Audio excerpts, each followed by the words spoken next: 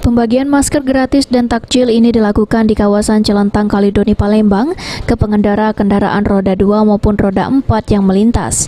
Setidaknya ada 500 takjil dan masker dibagikan secara gratis bagi pengendara yang melintas.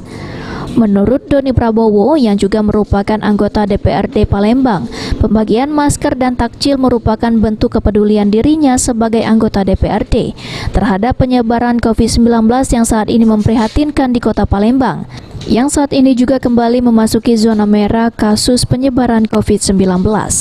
Peduli untuk bagikan masker biar masyarakat Palembang ini lebih sehat, lebih bagus, lebih menjaga kesehatan, dan kita sambil membagikan takjil. Ada sekitar 1.000 masker dan sekitar 500 takjil kita bagikan hari ini. Semoga warga Kota Palembang bisa menikmati dari takjil tersebut, dari masker tersebut bisa digunakan untuk kesehatan. Selain membagikan masker dan takjil gratis, Doni Prabowo juga membantu pemerintah dengan menyediakan mobil ambulans gratis bagi warga yang hendak menggunakan untuk keperluan berobat. Firman Hidayat, PAL TV.